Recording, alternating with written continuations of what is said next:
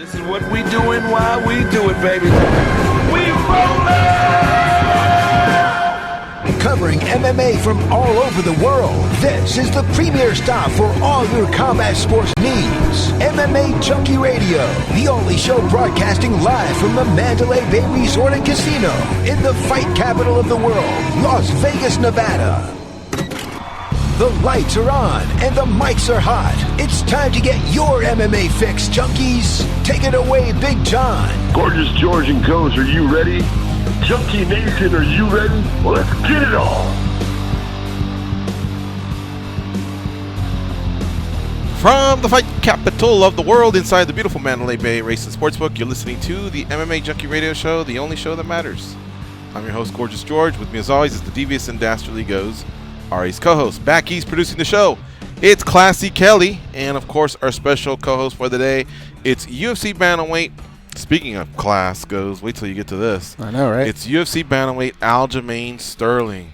What up, Funkmaster? What's up? Thanks for having me. How you doing? What happened there? Did the chain it kind of shrank, or is my vision bad, or what's going on? I left him at home. He's hibernating right now. Oh, yeah. Getting ready for a big day tomorrow night. Okay. The World MMA Awards. Yes. And then we got the Hall of Fame, and then we got UFC 239, and then you've already been in town doing some charity work, and you're a busy guy. Yes, sir. You know, I try to stay busy, you know, and this is like pretty much what I do on my downtime, things like this, and any way I can try to give back or help back with some stuff. So this is kind of fun for me. Look at that hat. That's dope, isn't it? It is. It's really cool. A lot of MMA athletes try and kind of do their own swerve thing. Yeah. A lot of them do great stuff. A couple fail. I'm not ballsy enough to tell them that. I just, oh, that's nice, you know, and then I say something afterwards. But that's cool. Thank you. I like that. It. Who created that? This guy from Long Island, a friend of my girlfriend's family, and it came out pretty cool. I liked it. I was like, this is probably the best thing I've seen so far, and I took it, ran with it, and Aljamain Sterling, the Funk Master. The Funk Master. All right. Well, so the first thing I want to get out of the way for sure is that tweet you sent out the other night. Yeah. You basically conceded your spot. Not that it was really officially yours, because we know Henry Cejudo's the champion 2 divisions. So when he comes back, we know that it's up to him to decide where he's going to go. I didn't know one other thing, and I'll say that in just a minute, until 24 hours ago. But you basically said, Joe B, something along the lines of, Joe B, congrats. Great win. You're a legend. You've put in your time. And, man, if you get it first, I'm totally good with that. It's all you, dog. I read that, and I was like, wow, that's fucking badass. Even though I was home and I was alone and there was no one there, I stood up and saluted you. I was like, fuck, that's my type of a fella right there. You know, that's a classy individual.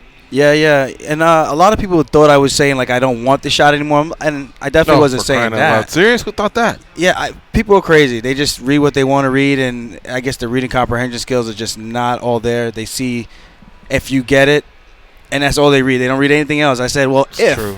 I'm not, you know, he's had 2 title shots before, and I haven't had one. So I'm just saying, if I got it before him, I wouldn't be mad either. But if he got it, you know, he's got some back history with Cejudo. He has a win over the current champ, and his finish. You know, he got a good finish. I wasn't able to pull off the finish against a tough Pedro Munoz, but it was a pretty exciting fight either way. I think at least. Either way, it was refreshing.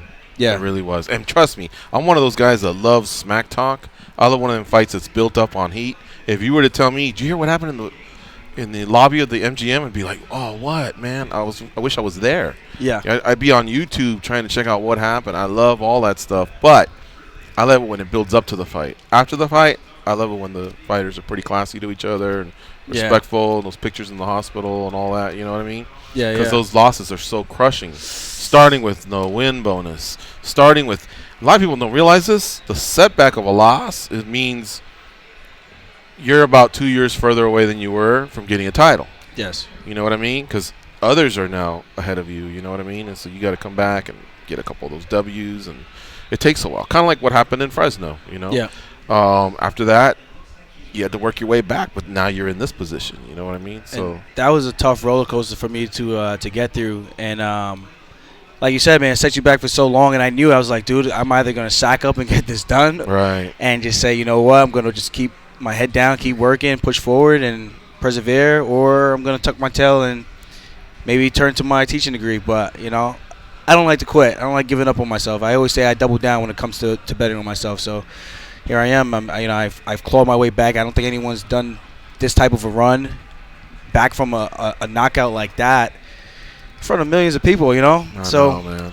I'm just happy. I'm fortunate to be where I am today. Yeah. Now, I heard 24 hours ago we were playing some audio cuts, and Dana had stated that when him and Cejudo communicated, Cejudo did tell him that when he came back, because he's going to be out most of 2019 with the elbow surgery, but when he did come back, it looked like he wanted to go to flyweight first. Did you already know that, or not that it takes away anything from what you did? Yeah. I didn't know that, but I knew that was the belt he had to defend first. Yeah. But I also know he doesn't like making 125. Right, he exactly. likes to eat. Right. And I do too. Yeah, so I understand it. And I'm going to just put it out there. I think you do too. You were smashing burgers like 3-4 days ago, right? I get double big, fisted. man. You see that? The double doubles over there at In-N-Out. Yeah. I was getting in the buns, man. Getting in those buns. I looked at it. I was like, that's a cool filter. How do you do that? And I realized he actually had 2 burgers in his hand. Right.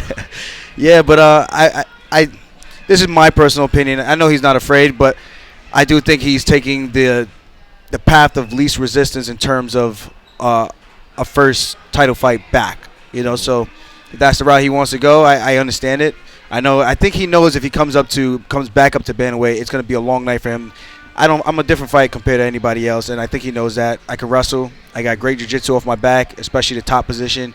And my striking just keeps getting better every single time I step in there. I think I'm starting to finally come into my own and pull off the stuff that we work on in the gym and that my coaches have been raving about for so long. And I'm finally comfortable in my own skin that I can go out there and just have fun and pull it off.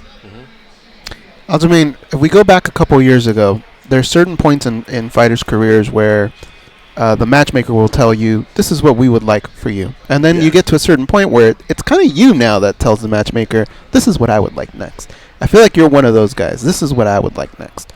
So lay it out for us. If they were to ask, what would be the perfect scenario for Aljamain Sterling? If they would ask perfect scenario, I think I wait for Henry Cejudo to come back to solidify the belt. Get rid of this whole era of champs and I'm kind of there with you too. Yeah, and this interim title thing, I don't think it makes sense for an interim title. And this is what kind of bugs me. For him to come back and have to defend the flyweight title now puts the bantamweight division in limbo once again. After it just got some new life, you know, we finally got some hot prospects, surging contenders. You got Corey Sandhagen. You got even the John Lineker, who just fought Sandhagen, lost him a split decision fight. You have the Asuncals. You have the Dominic Cruzes, who's about to come back. This division hasn't been better since the whole thing with TJ, in my personal opinion. And I think you don't want to lose that momentum. So that's the perfect scenario for me. But if Cejudo has to go down and fight for that, defend that belt first, I'm 100% down for an interim title against Mr. Chicago, Peter Yan. Supposedly, it guarantees you a shot at the undisputed. Yes. As long as you're healthy. You saw what happened to Colby Covington. He wasn't healthy. He had to do a surgery, and boom, Darren Till stepped in. But that's one of the good things about it. Two, technically, if you're wearing a belt, interim or not, you get pay-per-view points. I was right about to say that. So that's another reason to get in there. And I guess in the worst case morbid scenario, if something were to happen to the champion, let's just say something were to happen. I don't want to even go through what could happen. That would just elevate you to undisputed. Yep. You know what I mean? So I believe there's something to it. That's why I thought Tony made a mistake by not taking the fight, whether it would have been versus Max or Dustin, because now he would be fighting Khabib in Abu Dhabi. Now, they keep saying the matchup's jinxed and all that, but I'm just saying. Plus, he'd be getting pay-per-views. What was that, 4 times? 4 times, right? Mm-hmm. It's insane. Mm-hmm. I know it's something's wrong with that matchup, but hopefully it actually happens because that's a matchup for the decade. Got to happen, right? Yeah, man. You got 2 top-level guys, and I think Tony has a great style to combat a guy like Khabib and to see if he's got the goods over his back, you know, with his jiu-jitsu to actually give him some pushback where a lot of guys get taken down. They don't really do much, you know. Even with Al was able to get back up to his feet a couple of times, but you see some of these other guys, they get dragged down there. They don't move, man. They're stuck. They're like stuck in mud, man. It's really fascinating to watch and see what he does to these guys. And these are guys who are killers, you know. And when you see Khabib handle these guys like it's no problem. I take them down, make them tired. Mm-hmm. No problem, you know. I would love to see that matchup. Yeah, me too. And whether it's the 4th, 5th, 6th attempt, it just has to happen. So I'm willing to wait it out, whatever it takes, and just knock on wood, and hopefully nobody gets hurt. Everyone makes weight, all that. I mean, one was on Habib, one was on Tony. I don't remember exactly like who's at fault. Tony with the wearing the glasses inside, messed up his knee. The weight. Habib, the weight. Tiramisu going to the hospital. So they both have had their the reasons, I guess, for this not happening. The other two I don't remember, and I'm not that interested. But when is Peter? What have you heard about Peter Yan? He just had a surgery too. Do you know when he's supposed to come back? He said he's only supposed to be out, at least from what I've read, he's only supposed to be out for like 4 weeks, maybe 5 weeks. Bad. Yeah, so we could potentially be fighting towards the end of this year if Henry New York? I don't know. It's still like a weird thing happening with me in New York. They won't allow me to fight there for whatever reason. It's like a medical thing, but I can fight. Something everybody knows but me, or what? What's the deal here? Well, it's like a medical thing. I have no reason why they haven't like changed the rules. It's just like a small writing detail that they have. Once they change that, I'm good in the clear to fight in New York. But it also happened to a couple of other fighters that pushed them off for cards in New York as well. So when you see some yours of these has guys, been public though, or is it? They haven't released exactly what it was, but it has been stated like they had to remove me from the card before. So yeah, Can you expand on it, or that's kind of where I'm at. It's something that they think I was born with. You pulsing, brother? No. It's like not that John Jones picogram thing. No. No picograms over here. No pulsing. All right. It's like something with the brain. I don't want to say it's an aneurysm, but and I don't want to say it's a blood clot, but it's like a small spot on my brain. But it's never changed. They monitored it. My first UFC debut fight. That's the first time I got a CAT scan.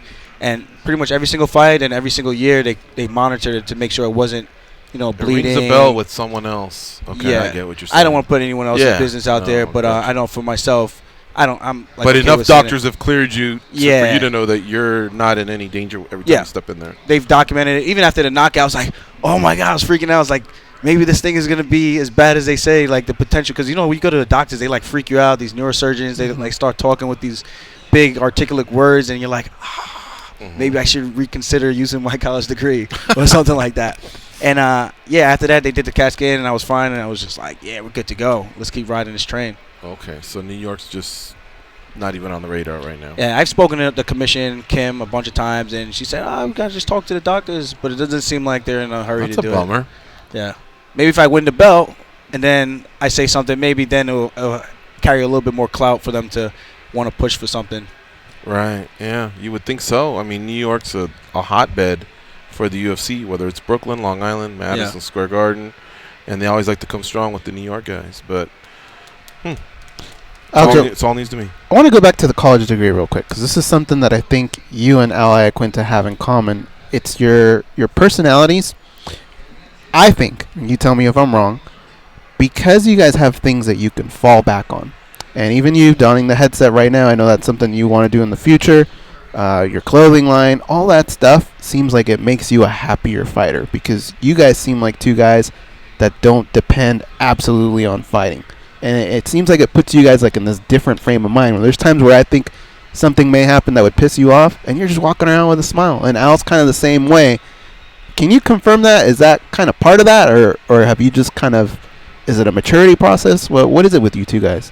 I think it's a little bit of both. Back when I was a younger, hot-headed kid, just growing up where I've grown up and under the rules and the lifestyle I grew up in, that would have, like, a lot of things would have bugged me a lot differently back then. But I've grown to mature and learn how to handle things a lot differently, especially going through college and being held accountable for a lot of my own actions and realizing, like, you can't just do whatever the hell you want in life. There is some consequences that you end up having to deal with, and having a fallback plan, man. I know if things, I always told myself, if God forbid, I got hit by a car or something, I got mangled and I couldn't compete no more, I would be content and happy with the way my career went to this day.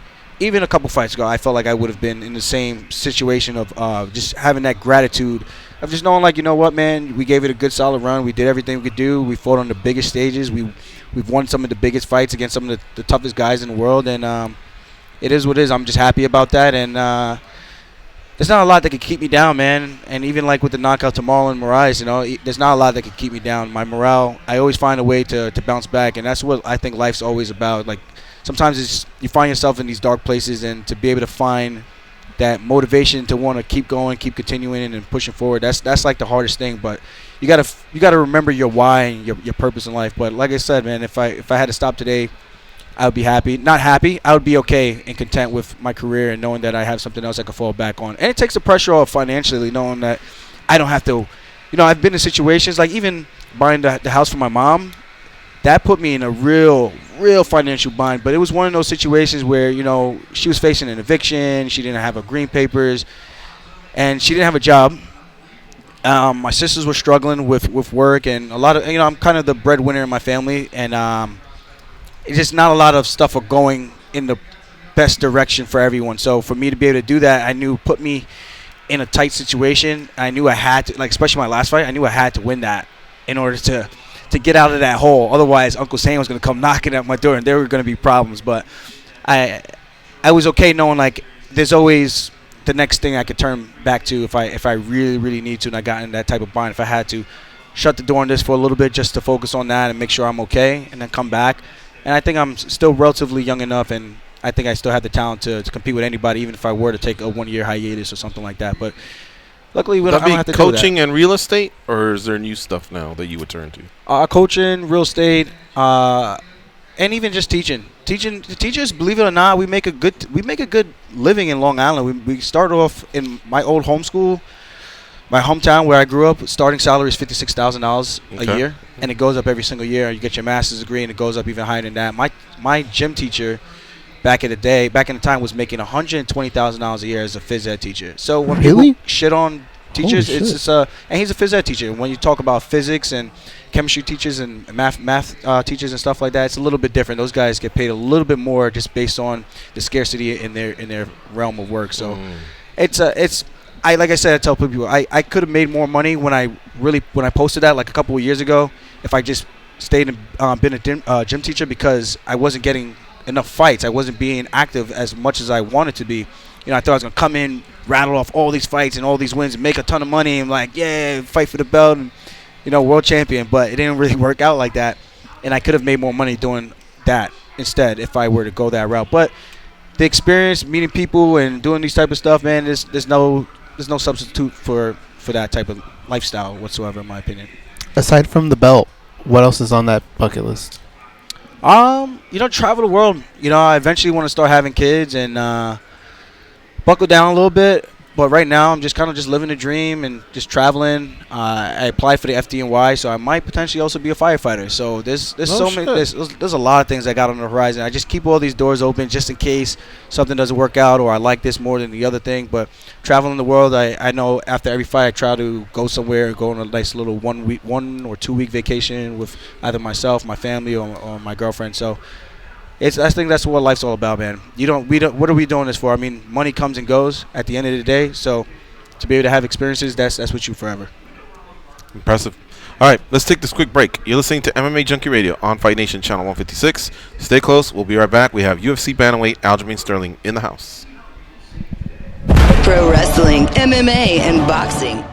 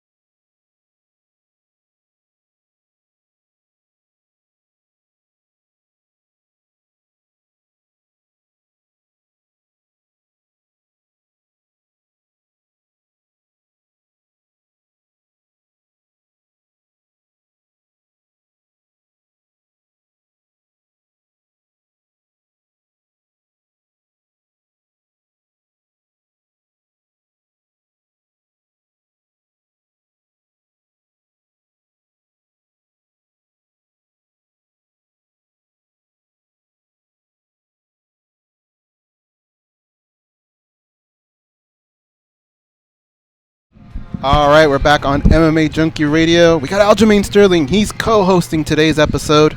And don't forget, later on in today's episode, we're going to have more guests. That's where Aljamain stops being the focus. He becomes a co-host like us. And he hosts the show with us. Ain't that right, George? Yes. Goes. That's exactly whatever it is you said. That's what will happen. All right. So our guest today, aside from Aljamain Sterling, will be Martin Lewandowski from the KSW promotion. He's out there, a CEO. He'll stop by and tell us a little bit about what's going on in Poland. A lot of good fighters have come through KSW, including Jan Blachowicz, who was in our studio yesterday. He fights Luke Rockhold on Saturday. And we'll also be talking to Phil DeRue, who is the American Top Team's performance coach. I don't know if he prefers that or strength and conditioning coach. I don't know. Yeah. Both these guys are up for World MMA Awards. So, yeah, we got them. And then George Masvidal will also be a guest of ours as well. So it's going to be a fun show here, folks. Aljo, back to you. So Peter, Jan, and you, there is a possibility that you would entertain the interim thing. I guess we kind of got shifted a little bit talking about New York, but you would be, I guess, open to that while Cejudo heals up and then fights Benavidez. Because if you think about it, he says, I'm out for all of 2019. So when he comes back, he's fighting Benavidez. Yeah. I guess we'll say February. Just not to be greedy and say January. We'll say February. Cejudo wouldn't even be ready till like next April or May, right? Is that how you see it? Yeah, he has a shoulder surgery, and I've had one too, the labrum. I think he has the rotator cuff done. And I didn't feel comfortable with taking a fight till it was my 10th month out. I got it done at the end of January, and it took me 6 months to recover. But even training, I was going slow. I was like, dude, I just don't feel like the mental block. They told me I was good and everything, but it's just that little mental block to want to get over that, knowing that you could go full force and be okay with shooting, the guy sprawling, pulling the shoulder out of the socket when they kick their legs back on the sprawl. Wizards, Kimuras, none of those. Wizards, Kimuras, arm bars. Like yeah, no, it hurts. So you got to be cautious about that, especially for mine. They had to shave up the glenoid bone where the humeral head sits in the socket, which puts me at more of a high risk for reoccurrence for it to sublux pop out of the socket once again. So I had to be super cautious about what I was doing with my training and my rehab for sure. So for him, I can see that definitely taking a while. He said 4 to 5 months. I'm like, dude, if you're telling me 4 to 5 months, I'll wait. But I don't think it's going to be that. So I really think that's what's more than likely going to happen unless the UFC wants him to fight and defend the bantamweight title first. Right. All right. Here's what I'm starting to realize that's becoming a little bit sad about the fact that this sport is so saturated. I used to know a lot almost about every athlete. Not to the point where I was like a stalker or obsessed or anything, but I should remember that. I vaguely remember a shoulder injury. And then the thing you were telling me earlier about a few fighters that have not been able to be cleared by New York. Yeah. Stuff like that, man, I'm telling you, when there was like 200 fighters on the roster, there was just 5 or 6 events per year, so much easier to track every single. Now I'm logging on to ESPN Plus, and there'll be 2 guys or 2 gals fighting, and I'm like, who's that? Yeah. Do you get the same thing? I mean, you're pretty hardcore, but do you almost go through the same thing as well? Yeah, I do, especially if they're debut people, and I do sometimes keep in the know a little bit of the regional circuit. I try to know who's coming up, especially in my weight class, 125, 135, and 145, just in case guys come down. I want to know who's around my weight, so I always got my eyes on the competition. But yeah, I used to always know everything, but it's super hard, man, because every week is like a fresh face, fresh fight, and then you're like, man, he fought him or she fought her. Right. And it's kind of hard to keep track of everything. So I got to look up. I'm like, wow, I can't believe that happened. You come in on Monday and you unpack Saturday. It's like, okay, Ngannou beat JDS, Joseph Benavidez, Aljamain Sterling tweeted this, okay, you know. And then they're already going, did you see Countdown? Did you see John Jones on Embedded? Did you see Embedded 2 dropped? Did you see Ben? You're like, what the fuck? I'm just reacting to this past Saturday, and you're already shoving this down my throat, you know. And then we got World MMA Awards, we got the Hall of Fame. It's crazy, man. It is a crazy time. That's just UFC. Imagine Bellator, One Championship, Titan, CFFC, LFA, Invicta. Come on. I mean, it's a lot. I need to get a teaching credential and just get out of this thing, man. It's crazy. And by the way, I didn't mean to disrespect. I think you're up for a World MMA Award now that I think about it, right? Suluev. Yes, Suluev stretch. Yeah, exactly. The funk strudel. So you're also, one of the one of our guests that's going to be going to the World MMA Awards. So good luck with that as well. Who's the other one? Martin, he's leading man for KSW. Oh, sick. And Phil DeRue, the strength coach. He's up for that. Trainer of the Year. Yeah. Yeah, he's the American top. So all three of you actually have something going on. That's awesome. Yeah. Yeah. 2 Suluev stretches on your card, right? Because the beat hit one. He hit one right after me. I'm just going to put it out there. They hit it on a guy on short notice who wasn't ranked. Brandon Davies, I know he's a tough dude, but I hit on a guy who was ranked top 10 in the world. Just saying. There was 4 tickets. Oh, okay. Just making sure. All right, there you go. That is a Gozy. Ooh. It's named after my brother Goz. What do you think? Salute. Yeah, it's all right. This is good. This is good. All I approve. Now be kind and give me mine. Gotcha. I gotcha. All right, there we go. Salute. Cheers. Cheers. All As right. they say on Ray Donovan, Salanch. I haven't seen that show yet. No. I got a long list of shit to go. I'm just working my way through Ozark season 2 and Karate Kid. Wait, no, it's not called Karate Kid. It's called Cobra Kai. You haven't finished that? I haven't finished that one. I'm like episode 3 of season 2. What is that? Oh my God, really? Huh? Yeah. Okay, You've seen you the remember Karate Karate Kid, right? Yeah. Okay, so they come back as adults. It's on YouTube, and they come back as adults. So the real Daniel LaRusso, played by Ralph Macchio, it comes back at what he's doing as an adult, and then the real William Zabka, who was Johnny, the white kid, he comes back as well as an adult. It's great. You'll love it because you're a martial arts guy. If you like the original one, you'll like it. I did exactly. So you're gonna love it, and then it's one of those like Netflix where they just drop 10 episodes, and so you binge through them.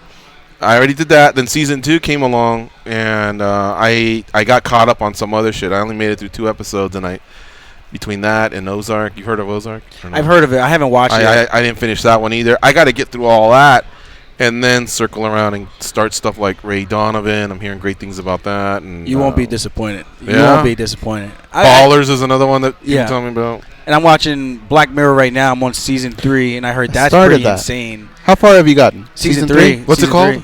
Black Mirror. There's only like 3 Black or Mirror. 4 episodes per season, so it's pretty short. But it's all about. It's not even a season. That's it. Yeah, it's like all about like technology and why things could be like bad in like the modern era. It's actually. Then you got to wait a whole year for 3 more. Well, it's like short stories, right? Yeah. They're all different. Okay. But they're kind of tied into the same world. It's 5 seasons out right now too, so I'm catching up. But then, like you said, like MMA, trying to keep up with that is just throw in Narcos, like you said. I got a lady too. You got a lady. Yeah. I mean, and then your regular social life. It's too much. That's why I don't go to the gym. I just don't have enough time. But still, I'm watching my MMA fights. that is a lot of stuff going on. You got the podcast going on as well. Yeah. So how much do you sleep per night? Probably like You 6 don't get hours. a full 8 hours, right? No, like 6 hours. Sometimes even less than that. But I'm sometimes to bed late and up early. And then you hit the road when the guys fight. And I hit the road. Like you guys are pretty tight between like Magashvili and like Iaquinta and Weidman, and it seems like there's always a great support system there aside from Coach Longo and Mancera. Everyone's just so fun to be around. I think that's the main thing. And I lived with Al for 3 years before I moved out. I had to spread my wings and leave the nest. But it's just the camaraderie we have. We're all from the same area. Marab's obviously from another country, but he came in relatively young in his career. I think as an amateur actually. And we all just kind of grew together, bonded, and man, Marab and I, we've had some wars in the gym, man. Just going at it, just trying to push each other, make each other better. And for him to come out for my fights and help me out, because Al was banged up after his Cowboy fight.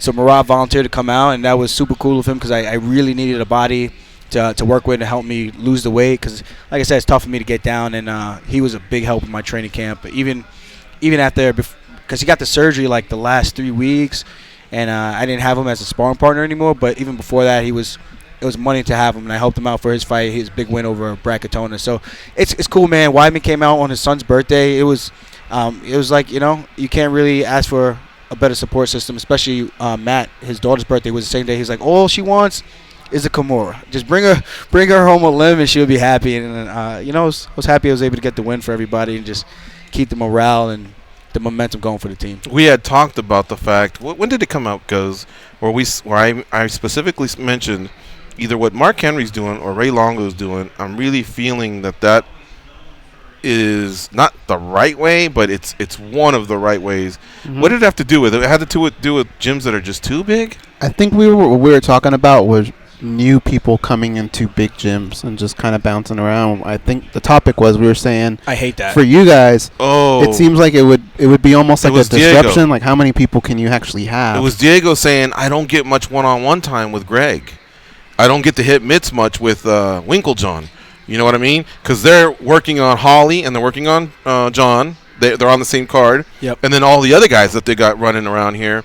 And so it's just kind of a lot of bodies. And granted, they have other coaches. Not like they don't.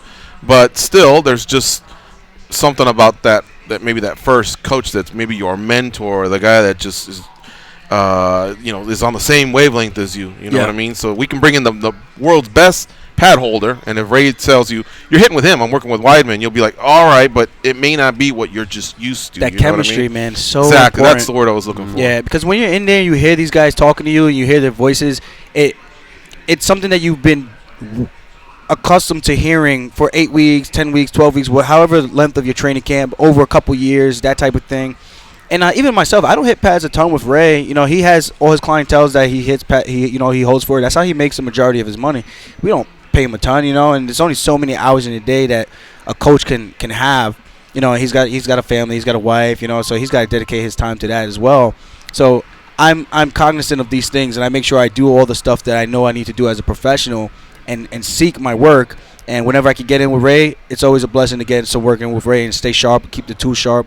And with Matt, he's always at the gym. So even if he's not working with me one-on-one, he's there coaching everybody, and he's walking me through stuff while I'm going live or while I'm repping stuff and showing stuff. So it's always a big help, But it gets to a point of diminishing returns, and I feel for Diego in a situation like that. And that's the reason why I never went. John Jones actually invited me to come down when I was debating on whether or not going back home to Long Island after school was over, or trying to figure out where I wanted to move to, because I didn't even know that gym existed. Wyman, Sarah Longo, I didn't even know that existed because I was all the way upstate, and sure enough, I was glad I made the right choice. But so this was years ago. This was years ago. Okay. I was still an amateur, 6-1. We can do a story on that. How Sterling almost wound up in Albuquerque. Yeah, it's crazy. I almost went. I told him, I was like, John, I just don't feel like I'm gonna get the right training. Like, I don't feel like I'm gonna get the attention you get. You're John Jones. I'm the amateur guy. That's only a wrestler, and I get that. You got to put in your time, put in your work, and earn your spot. And it's hard to do that with a lot of high-level guys in one room. And like I said, one coach only has so much time and hours in a day to work with everybody. So I feel for him in that situation. I didn't know you guys are kind of tight then. Well, I mean, we went to school together for half a semester. I was there. He left after half a semester. I finished the school year there before I transferred to Cortland. And he was training like 5 minutes down the road. And this is when MySpace was still around. So I hit him up. And he didn't think I was coming. He was like, "Man, you're lying. You're not coming down." And I was like, "Dude, I'm coming. I'm telling you, I'm coming." I showed up, and I just never left since. I just always been training. I'm just a gym No wonder rat. my picograms didn't go over too well. I didn't know he was his homie. All right, we got to take a quick break. Let's bring in Martin Lewandowski, the KSW promoter CEO. He is the man over there. So stay close, folks. We will be right back, and we'll get him seated in, and Aljo will go from guest to co-host.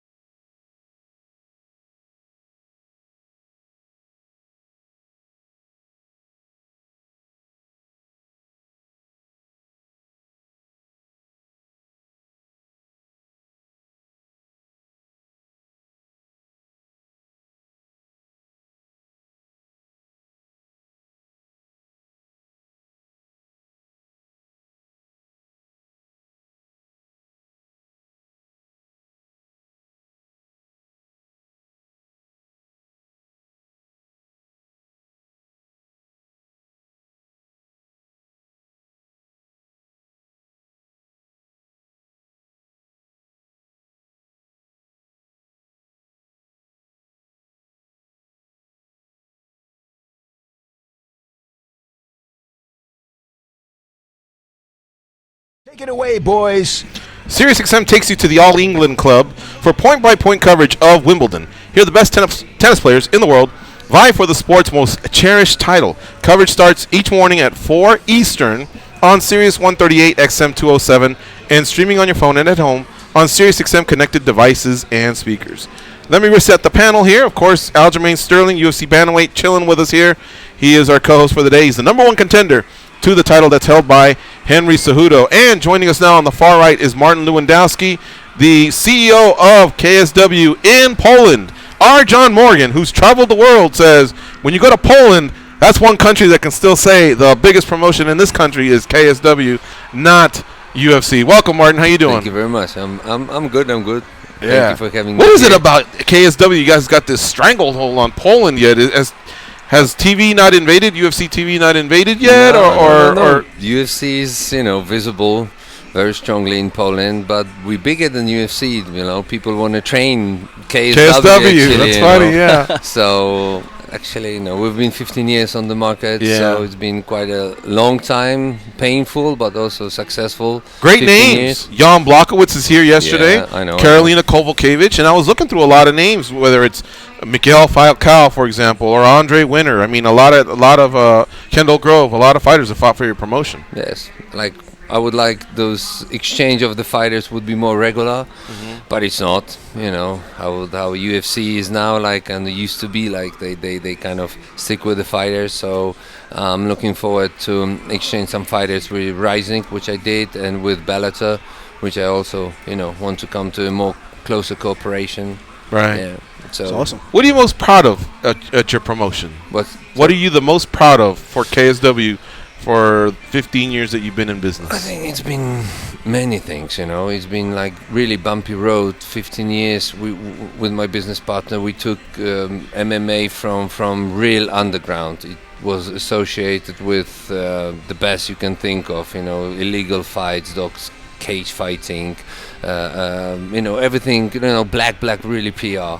So 15 years, it took us 15 years, maybe, I don't know if it's enough. I mean, if it's enough for this what we have achieved, but for sure, after 15 years, we were celebrating. 2 years ago, we did the second biggest show in the world. The first was, as far as I remember, that was for Japanese. I think it was in the 90s. They sell around 80,000. Pride. And I think it was Saitama Super Arena. Yeah. And so you guys have sold. 2017 we did do? for in National Stadium we did the show which was called KSW Colosseum, and we sold around 58,000 tickets. Yeah, so that was it was the greatest event really. I've been with my event so long, but that night was really special. It was huge. So, but one thing, we are not only the biggest in Poland. I must say that we are the biggest in Europe. Okay. So, concerning the taking under consideration the production quality, the numbers of the fight we produce, the TV coverage, pay-per-view sales. So this is what makes us the biggest in Europe. So. Do you have a fingerprint on everything that in the promotion? Are you hands-on with everything that goes on in the promotion? I mean, as far as you can be CEO and have the fingerprint, but I started, the first shows with putting everything in one piece, the chairs, putting the lights on, selling the kits, the tickets, trying, to promote the event. So everything really with my business partner, we did everything. It was a couple people around us. Now it's a big organization, so we still, want to control many details. That's why I think it also makes it a little bit.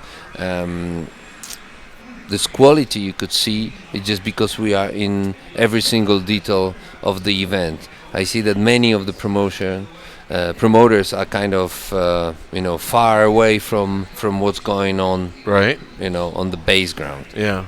Okay. This is Martin Lewandowski, the CEO of KSW, and he's also in town because of the World MMA Awards. He's up for Leading Man of the Year. His opposition is Dana White from the UFC, Jeff Nowitzki from the UFC, Chatri Sityodtong from One Championship, and Scott Coker from Bellator.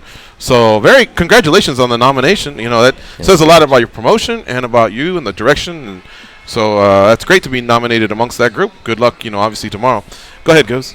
Well, Martin, the one thing that we keep hearing from people over and over was when you guys started to travel a little bit more, people in those areas were getting really excited, but they wanted to see if it was going to be something that you would do repeatedly over and over. In 2020, is there any other more territories that you plan on expanding to? Yeah, I mean, already we've been 3 times in London on Wembley Arena. We did one show in Ireland, and for sure we are going to be back every year to London, England. New territories we've been looking for sure. The Balkan countries are very, very important for us. Seems to be very, crucial. Plus Germany, which seems to be really huge market. Oh, and France, they legalized in 2020, yes, right? Yes, but also just to go, to start to conquer new territories, you need to have a big star. We have actually one of the great French fighter, Parnas. So he might be our kind of leading man there. Okay. But still, it's too new. I think Germany first. And probably one day US. Yeah. And just because of the for sure, this guy Mariusz Pudzianowski, The world's strongest man. Yeah. 5th time, Big guy. Huge guy. He really made a huge transition, becoming the best in strongest man. Now he, when was it? Nearly a year ago, he was fighting. He was nearly fighting for a title in heavyweight. So he made a huge progress, and because he's so popular, not only in Poland, in Europe, in different countries, but also in US. So I think before he goes retire, I want to be back. I mean, come with him to probably Chicago. Yeah? Probably I Chicago. was just about to Working ask on that. What about here in Las Vegas? As you're walking around and you're looking at all the arenas we have a brand new stadium that's coming up. Are you kind of scouting them out a little bit? Yeah, but this is the town of UFC. Yeah? Well, PFL does going shows to be here. here now. Yeah. They announced PFL's today. PFL's going to do their playoffs. They're going to do them here at the Mandalay Bay, actually. But I think The whole season, or No, just the 3 playoffs. of So they did 3 events in Long Island, your neck of the woods. Then they got 3 coming up at Atlantic City, and then their playoffs are going to be all here at Mandalay Bay. Wow. Like in October. Okay. But I think to be successful over here, you need to stay, you need to live here. You can't Probably. just go, just travel and be from time to time. You need to stick, to We're the just business, selfish. so- We wanted the KSW to come Yeah. to our town, Okay. but we understand that You're going to you make got to us look go out all for the your way over business. there. Okay. So let's start that. I'll grab this award first, and then I'll come back next year. Now, you were talking about just how much it's grown out there in Poland, but the stigma behind it. How the same thing happened here in the United States for a long time. People just, if you said I'm doing MMA or whatever, they think you were kind of crazy. That's gone away. Right. In school, when they ask you, what do you want to be when you grow up, you couldn't say MMA fighter. And it wasn't because people didn't accept it. It wasn't considered a profession. Now it is. Now there's kids that are saying they can do that. Has the same progress happened in Poland as well? It's happening, but actually this year I opened also MMA Poland Association, which is just kind of cell which helps to build the amateur league, from the base. Really, I'm saying that we are having the university, which is KSW, and we don't have the high school, we don't have the elementary school, this kind of kindergarten. So this is the field which needs to be really taken care of. So that's why I open up the association, and it will help to recognize the sports in the country. It will help to build the amateur fighters, male and female. And we as association, we already been in as the only association which is in IMF, International Mixed Martial Arts Federation, so represent Poland amateur Polish league globally. And probably this year, this year we have to build up the national team, which go to Bahrain for the first time, with the Polish eagle on the chest, and so this will, I think it will be a huge input for the market. Yes, I saw it through the window. Yeah. She also make a, The Joanna bobblehead. Yeah, show me. Check it out. All right. Do you like me? Yes. All right, so let me ask you a question. The UFC, when they purchased from SEG, there's a rumor that they were $44 million in the hole, negative. And then they put in $10 million of their own to do Ultimate Fighter Season 1. And that season was, it was okay. It was, people liked it. But it wasn't until Forrest and Stefan fought. And then the executives from Spike TV came in and said, we want a Season 2 and we're going to pay for it. And then the trajectory of the organization went to what it is now. Did you have a moment like that when you started off? Because obviously KSW is a success. I see you're going to have your 50th show in London on September 14th with your heavyweight champion defending. But early on, did you have a story like that where it was like, wow, I don't know what I'm doing, or are we going to make it? Sure. But it was a completely different story. Of course, that we struggled a lot, and there was a lot of doubts. But that time, 15 years ago, I was promotion manager in Warsaw Marriott Hotel, and I had access to many influential people, and one of them was the head of the sport channel, Polsat Sport. It's like the biggest Polsat channel, bigger than Kanal Plus, bigger than Eurosport in Poland. And that was first kind of break even, let's put it this way. He just, invest in the sport. He just thought, why not? Let's try it. So that was one of the kind of milestone. For sure, the next one would be when we could sign the contract with Mariusz Pudzianowski and then Mamed Khalidov. These two guys make a huge impact for the KSW and the discipline itself. Mariusz Pudzianowski was more kind of, I can say, from business perspective. We become very popular thanks to him. And Mamed gives us this sports recognition, that this is a sport. Oh, this guy, what he did in the cage. That time it was in the ring, but that, on the sports, in the fighting field. So people appreciate that. So I think those 3 steps were kind of crucial for our development, for our growth. But of course, even if I go to students and show them the presentation about how KSW, from the beginning, how it started and everything, and there is a chart which shows, from zero, and then you have those national stadium, and then we go more to Europe, different European countries. We want to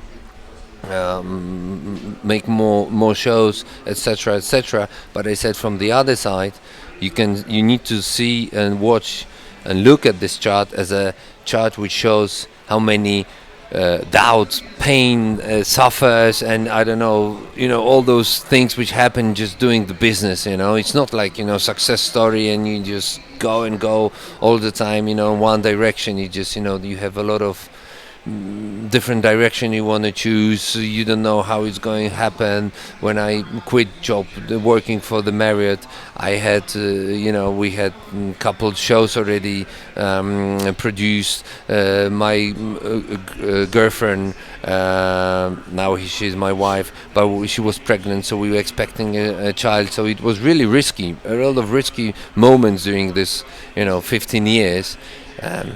I think it's like in normal business. You invest, you don't know what happened, especially that in Poland, that's what I said, back in the times it was really, really tough market. People were kind of like, what, you want to do this fighting? No, it's better do the, golf and try to play tennis or, do some with the sail. So I've been happy, Interesting. Aljamain actually shared a story with us earlier about how big it was the Chicago card where you say your back was to the wall financially, right? Yeah. So we all have them, whether it's promoter, radio, fighters. This sport's tough. This sport is tough, and it'll test you. It'll test you not just financially, but I think all in many different ways, psychologically, mentally. But then when you do prevail, it feels good, so we're very, very happy for you. So I think it's like, the fighters are fighting and they're really having their fights, but journalists, promoters, businessmen in MMA, they have their own fights, and sometimes it's, I think, even such, pain in the ass. Hang in there with us. We're going to keep you a couple minutes past your spot. We're running a little bit behind, but we want to ask you a couple more questions. But we got a quick 60-minute break. It's the top of the hour break. You're listening to MMA Junkie Radio on Fight Nation, channel 156. Stay close. We'll be right back. We have Martin Lewandowski and Aljamain Sterling here in studio with us. Soon will be joining us Phil DeRue from American Top Team. So don't touch that dial. We'll be right back.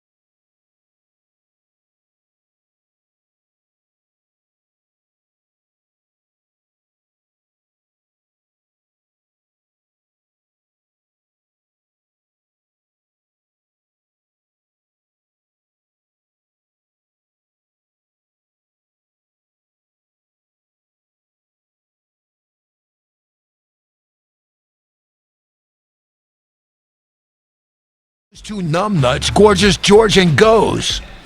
All right, we're keeping Martin here just a couple minutes extra because I want to ask him a couple questions. You got your fight card coming up at Wembley Arena in London, and that is going to take place on September 14th, 2019. It's your 50th show. Your heavyweight champion is going to be defending. Do we have a name yet, or when will we know the name of the opposition? Soon. Soon. Yes, we have still, till September. A couple more weeks to go, so we'll announce every couple of days. But yes, we know the opponent. Mm-hmm. It will be, great opponent, tough opponent. But Phil de Vries, he's doing just a great job. He surprised everybody because sometimes you look at the fighter and you see, he doesn't have this kind of athletic, bodybuilding sort of style, and he just smash everybody. He, have on the card on the other side of the cage. Are there enough fighters on this planet to keep everyone busy? The reason I ask is because, Bellator now just had a Grand Prix for the welterweights, and the winner gets $1 million. Sounds like they're going to do the same thing for the featherweight. They had a heavyweight Grand Prix, but they didn't award $1 million. But now PFL, they're awarding $1 million. They're doing a regular season and then a playoff. So I would think the athletes have leverage right now, or do you feel like how do you look at that game with the promoters and the athletes and what you have to offer versus all the different promotions that are out there, including even one championship? I mean, you need to stay, still on the top. Of course, the money is the issue always for the fighters, for the promoters. So if you want to keep all your fighters in your team, you need to, pay well. And it's after so many years, what else can you tell them about KSW that would make them come to you, aside from the money? What else? Yeah, what else do you feel like is attractive about your organization? Sometimes the fighters, you know what they say? I just want to be respected. Yes, and that's, I think, because we have a really close relation with the fighters, I think. But this is, I don't want to kind of blame or saying bad things about UFC because, they are so huge that for sure Dana White, all the matchmakers, they cannot just be in touch with all the fighters because they have probably 10 times more of the fighters that we have. But because we have kind of more, I'm not saying the boutique sort of thing, but smaller team, so that's why we can still keep on talking with those fighters. We can be in touch with them. We can listen their needs. So I think it's all about the respect also, but I think at the end of the day it's most of the cases the money. Yeah, of course the respect, of course this that we are doing probably the best, if I might say, production quality show. I don't know if you've seen what we do. So I've seen it, yeah. So it's like we entertain people. Right. We entertain from the very first fight. We don't wait till the main event. We celebrate the fighters. We put a lot of attention, promotional attention. We build the fighters. So we want really people to see those fighters as the heroes. Mm-hmm. Like my business partner kind of dream was to do and show the fighters like Pride used to do. Yeah, I'm glad you said that. Yeah. So walking down that's right. the ramp or even the presentation at the very, very beginning. I think that's. I used to love when Alistair Overeem used to come out with the what was it called? What do you call it? Just a hammer, right? Or Door hammer? Sledgehammer. Yeah. He used to walk out with that. King lost it one Mo time. used to come out with an umbrella and some girls. Right. You know what I mean? Everybody had it. Just allowed your personality to show off. The Russian fighters, they might be like Karatanov was a paratrooper, so he would come out in his paratrooper outfit. I always loved that individuality that Pride gave its athletes. And sometimes with the UFC, obviously no disrespect, I see the fighter coming out. They're coming out of the tunnel, and all I can see is Reebok. Then they walk by, and I go, "Oh, it's Sterling." Now I know who he is, right? But if I'm a new fan, I'm just going. I see the Reebok hat, and I see the coach wearing Reebok, and there he goes, there he goes, there he goes. He's from Brazil. I can see right here, it's the country or whatever. And then on the back, Sterling. I think it's a different strategy. And I'm like, oh man, like, tell us that's Sterling, so that when my little kid goes home with me, or my little brother, or somebody, and we're walking out, and I go, hey man, we had a good time. Whose jersey do you want to get, or whose T-shirt do you want to get? They go, I really like that guy that came out with the hammer, or that was dressed up as a paratrooper, or that was doing this or doing that. I don't know, I wish that's something that the UFC would do differently. I don't think that they have a time for that. We are doing 6 shows per year, so we have a lot of time just to celebrate every single detail of the event. So this is also what makes us different. All right. All right. So question for you: can you share a good street fight story with us? We always ask the in-studio guests for a good street fight story. Mine tell us how it goes down in Poland. Yeah. Mine street or anybody. You? Oh, mine. Oh, I had once, but it was like. I've been risible man for the last. They all say that. Okay, yeah. But let's say, 20 years ago. Hey, Jan Blachowicz told a good one yesterday. Yeah. Go ahead. Yeah. 20 years ago, there was one guy who really pissed my brother off. He just split with the girlfriend, and the guy was kind of, I don't know what's the word, cheeky, trying to, be the smartest. Mm-hmm. Yeah. And I just, turned and said, cross the line with my shoe and said, if you are going to cross this line, I'm going to, kick your ass. And he was kind of, was this like at a house or at a bar? No. That was outside of the disco or some kind of nightclub, Okay. So this was last week? Yes, of course. and just, that was a little bit of the fight, but I was shocked because I really punched this guy. Oh, he so crossed badly. the line? Yeah. He was kind of, he thought that he probably, I'm not going to do anything, but...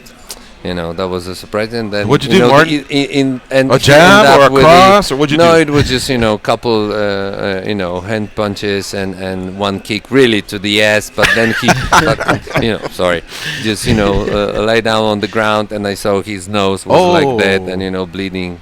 Yeah. So, all right. But and you stood up for your family. I love it. That's a great story. What were you gonna say? No. That he just probably just realized what he did, and it was, shock for him, and he was starting to say sorry. Oh, sorry, man. I was just, playing fool. So that was what is called a punishment, a real punishment.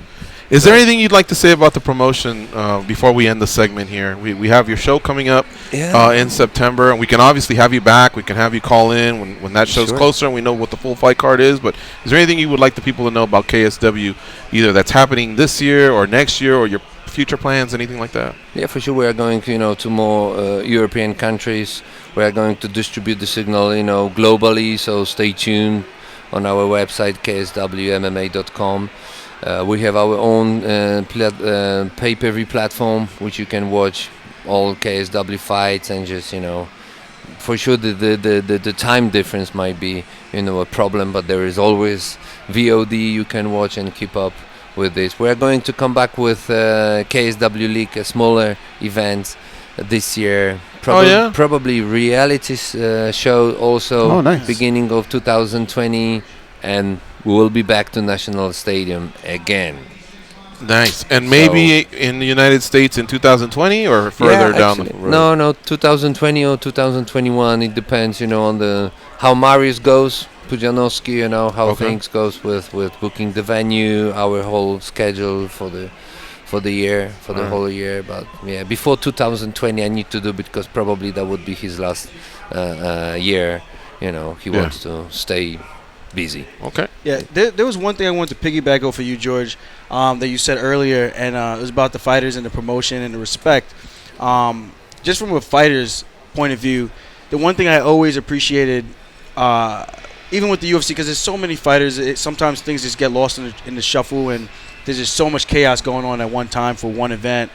And the people in the back room, in the background that you don't get to see or they don't get celebrated as much, who help make sure things are a lot smoother for the fighters. And that's one of the things I always appreciated with the UFC. And like you said, you take care of your guys, and that's really, for a fighter, that's really cool to hear, because that's one of the things I've seen with some promotions where it's almost like they don't care as much, and things just kind of just go, and it kind of just let you do your own thing. But to see people really take the time to make sure things are, like, not that they're catered to like they're prima donnas or anything, but just making sure fighters are, like, they're comfortable for fight week, and when the fight day comes, like, you know, all they have to focus on is the fight, because it's already as crazy and stressful enough just to get there. That's just from a fighter's point of view, you know.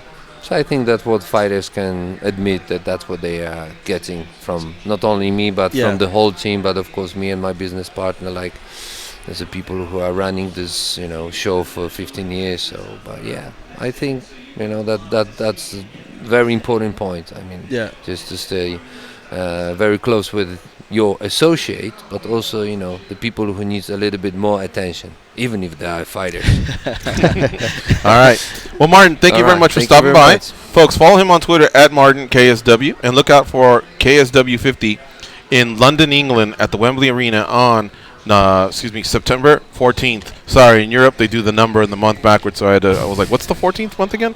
Yeah, it's September 14th, and we will have you on the show via the phone on Fight Week, so we can promote the card and everything. It's been great having you here in studio. Thanks for stopping by, and good luck at the World MMA Awards. All right, folks, we're going to take an early break here in hour number 2. Stay close. We'll be right back with Phil DeRue, who is one of the top performance coaches out there, and he's also up for an award, so we'll talk to him when we come back.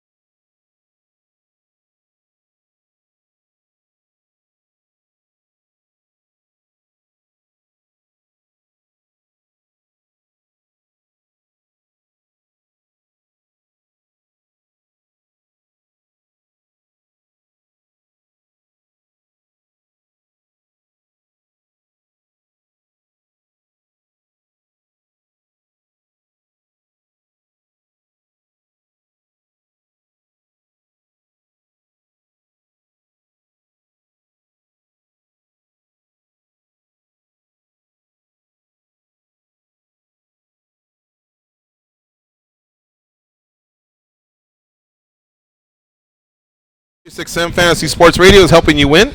Listen to the best fantasy football analysts for player rankings, draft strategy, and everything you need to draft a championship team. Get the edge and start preparing for your draft now with Fantasy Sports Radio, Series 210, XM87, and streaming on your phone and at home on Sirius XM connected devices and speakers.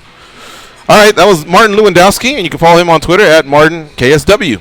Aljamain Sterling also has a Twitter, and I don't think I've put it out there yet. And a couple things about Aljamain. So first is the Twitter handle at @Funkmaster_UFC, and he's also up for World MMA Award tomorrow for his Suloev stretch that he did on Cody Stamen. So he's up for submission of the year. Let's go through your opposition, Aljamain here. Let's see. You have. I said this during the commercials. This is fresh for the audience. Tyson Pedro against Saparabek Safarov at UFC 221. Donald Cerrone versus Mike Perry at UFC Fight Night 139. I remember that one was the armbar. Yeah, with the mean mug. Yeah. I don't remember Tyson Pedro's. Do you? Was that the Kimura? Okay. Zabit Magomedsharipov was just moments after you, right? Or was yours first? I can't remember. It was on the same card. Mine was first. Okay. And then Brian Ortega. Sorry, that's a knockout of the year. Ryan Hall versus BJ Penn. I do remember that one. Yeah. That was UFC 232. So, you were stating that you felt like yours came against one of the tougher competitors. Yeah. And it was really, you don't see many of those submissions. It sounds ridiculous because another one happened on the same card, but honestly, prior to that, we haven't seen that much. Yeah, I think there was only 3 in UFC history. I think the first guy was Kenny Robertson. I think that was the very first guy to hit it in the UFC at least. So hopefully, the people consider the ones voting the opposition and not just the name. You know, I don't know. So I think I did it against a very, very tough dude. Right. What? Anybody else that you're associated with that's up for any other awards? That I'm associated with? Yeah, like the gym. Are you guys up for Gym of the Year or anything like that? Nah, we've had a little bit of a rough patch, but we're back. We're rallying back. Mm-hmm. Oh, shout out to John Anik. Today's his birthday. He's literally one of my favorites out there. Happy birthday, John. Yeah. And then I'm going to put you on the spot here. For best MMA media source, these were your choices. Sherdog, MMA Fighting, MMA Junkie, Bloody Elbow, and Flow Combat. Who'd you vote for? I didn't vote. Oh, you didn't vote? Maybe I did, but did we get your vote, or did someone else get your vote? I know it wasn't Bloody Elbow. I think it was you guys. Who? Really? Yeah. Oh, thank you. Okay. Who? It was you guys, Bloody Elbow. It was us, Sherdog, Fighting. MMA Fighting, Bloody Elbow, and Flow Combat. Yeah, I think I did vote for you guys, actually. Okay, because I have to admit I did vote for you as well. Thank you. I felt like your opposition was tougher than Zabit's, but both of them were a thing of beauty. You know what I mean? And I didn't remember Tyson Pedro's. I did remember Cerrone's, but I don't feel like Perry, no disrespect to him, but I just don't feel like submitting him is like submitting some of the other fighters when they get submitted, you know? And I know it was big for him because those guys kind of had I wouldn't say a falling out, but you know how Jackson MMA kind of. Yep. That built up the hype between them too for the fight, as well. I don't know if Cerrone's not going back there anymore, is he? I think he's kind of. I don't think so. No, and then Sanchez left too. Oh, he did. Yeah. So that was official. So that's what I was telling you earlier about. He felt like he's not getting attention. He says he's going with one coach, and he's not. Cheers. Yeah. He's going with one coach, and it's neither one of them is going to be Jackson Wink. Okay, so where's he training now? He didn't say. He's just got one coach, and I don't know what's happening with that one coach. That for me? I brought extra. Oh, okay. Well, we'll keep it here. Would one of you like this drink? No? Okay, all right. I'm going to be slurring my words. I'll pound it. Don't worry. Will you? I got it. All right. Got this covered. He told me he wasn't messing around this I'm time. 100 pounds heavier than him, and yet he's flying through his. I'm a tank. All right. Well, it's a good thing that you already fought and you don't have a fight coming up. Yeah. Relative. You'll fight in 2019, though, right? I think so, right? Talking to the man right now. If I'm going to fight again in 2019, probably more than likely. Yeah, okay. It's got to be for a belt, though. At least. At least. Yeah. What do you feel about Cejudo calling out Uriah Faber, Dominic Cruz, and Cody Garbrandt. Could it be like, oh, I get what he was doing, or was it almost bordering on silly? It was borderline silly, and I get it. But at the same time, I don't get it. It's like, dude, at least if one of those guys had a recent win that anyone could actually remember, and we just talked about how hard it is to remember fights the week that they just happened, going into the very next week, just watching all the embeddeds and all the countdowns and stuff like that. So for him to call out guys who haven't won fights in over 3 years is kind of like, it was mind-blowing. A guy just coming out of retirement who's just about 40 now, I think. Right. And I think he's only fighting because it's Sacramento, and I think he bounces right back out. He just had a kid. I don't know. And it's a big payday. Cruz is he hasn't fought in over 2 years. He's very injury-prone, but he's, with all due respect, he's coming off a loss. He just shouldn't be fighting, It was 2016 of December. Right. So I say he's over 2 years. Yeah. Well, and it'll be 3, I guess, this December. But even if he even if that was the case, and to top it off, he's coming off the loss. That's when he lost to Cody Garbrandt, who got knocked out 3 times in a row. Albeit the whole EPO gate thing. So we don't know if he treated for that fight. But at the same time, it's like you look at all these events, and it's like none of those matchups make sense whatsoever. Right. You got a hungry young lion right in front of you. I know. I'm ready to take his meal. That's what I want to do. So I'm waiting for this guy. Yeah. During this time where you're just kind of chilling, letting things play out, they say that when you don't have an opponent, that's when you're kind of training for the champion. But you have a couple options. What do you do when you're kind of back in fight mode? I know right now you're relaxing a little bit. When you get back into fight mode, who is it that you're kind of looking at? Is it all the champ, or do you take a couple looks at Peter Yan? I know you've always wanted the Marlon fight back. Is that one that you ever go back and think, all right, this is how I would approach it now? Nah, I'm moving forward in my life, If Marlon were to have won the fight, you're damn right I'm calling for that fight. But he didn't, And sometimes you have your nights, sometimes you have off nights. I don't know what it was with him that night, but the better man on that night won, and I want that better man, and that's pretty much all there is to it. But I am looking at other guys. Well, actually only one particular guy. He's ranked, I think, 3rd, maybe 4th right now. I think 4th, Peter Yan.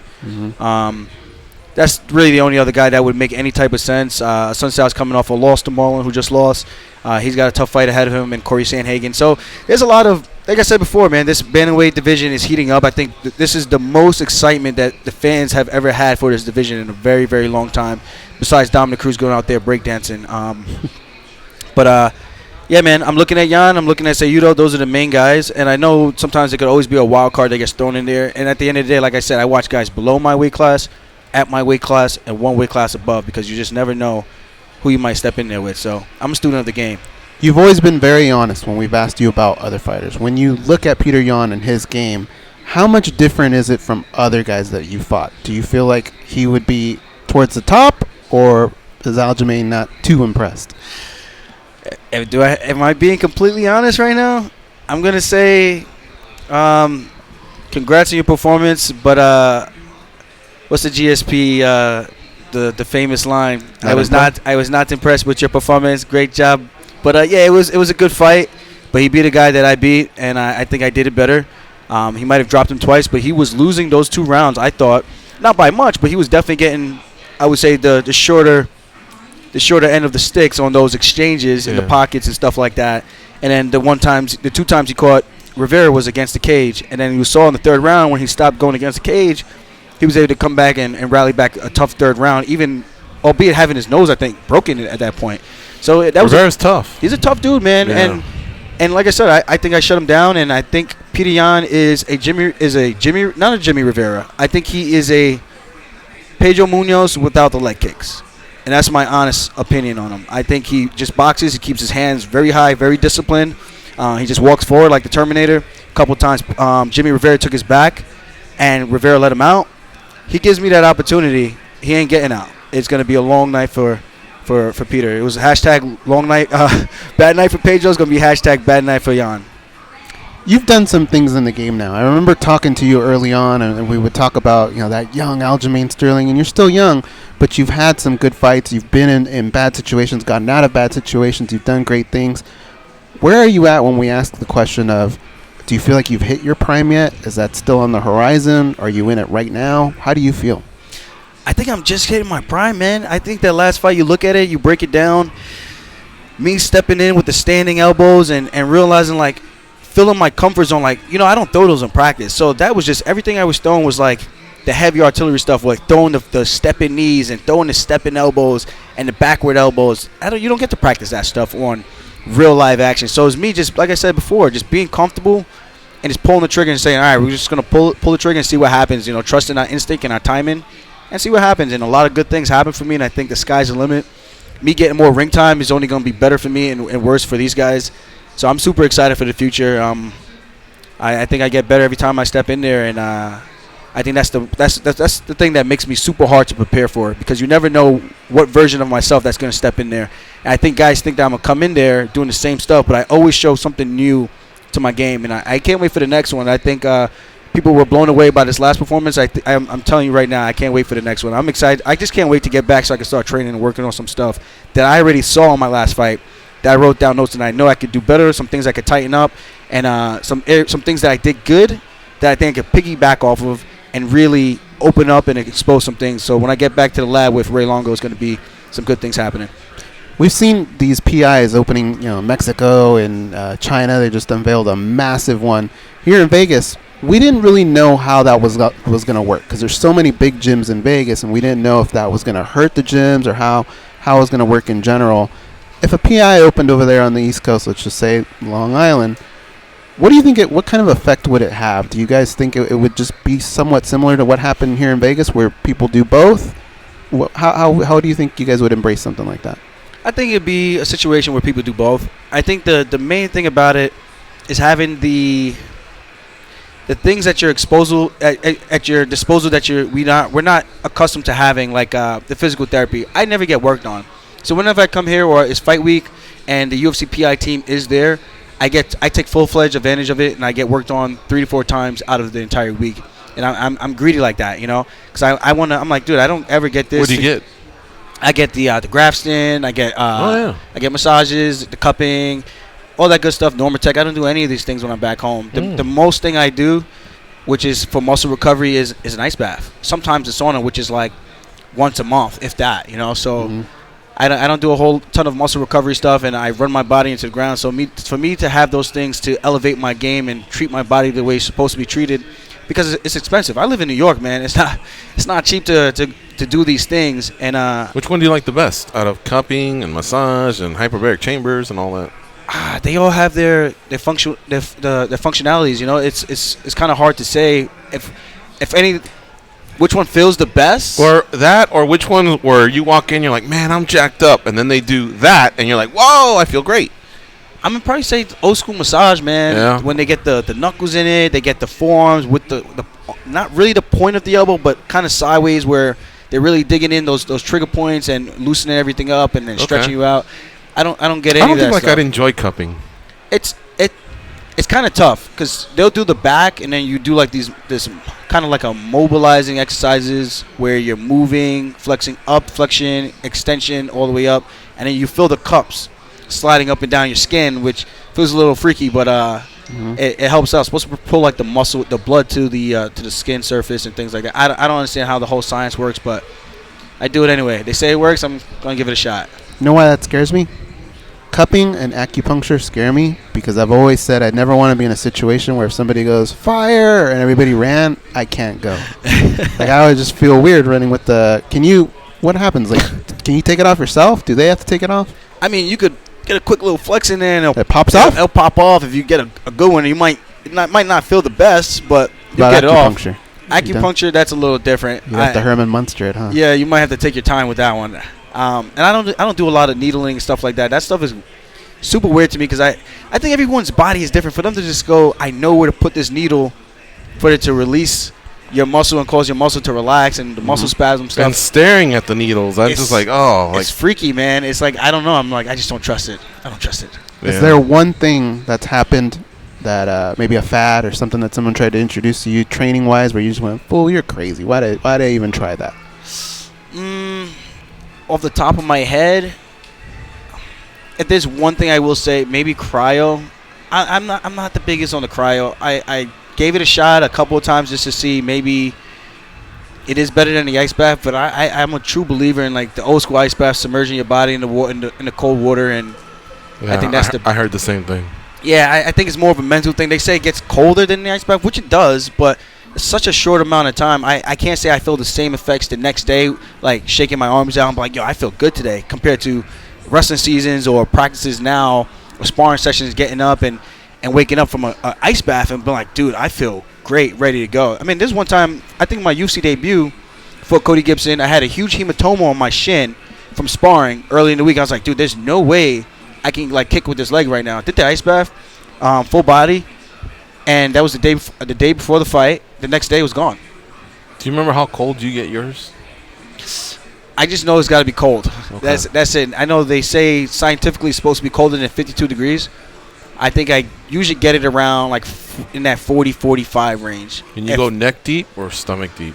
It depends on how ambitious I'm feeling for the day. I just did it the other day. I got to like my nips, but other than that, I really don't do much other than like the belly button. When do you finally say, okay, I'm good? Like, what's the worst? Like 30 seconds, a minute, 2 minutes? When do you finally like, oh, I'm good? I do usually anywhere from 18 to 20 minutes. Oh, that long? Yeah, and people tell me I'm crazy for doing it that long. Yeah, I thought it was supposed to be like 8 or something. Yeah, I was told 10. After I've told people I do it for like 18, 20 minutes, they're like, dude, there's no way in hell you need to be in there that long because I'm already super lean. So it gets to where it's supposed to get to a lot faster than most people. So I'm going to have to shorten that time frame a little bit because that would be nice and not have to be there that long.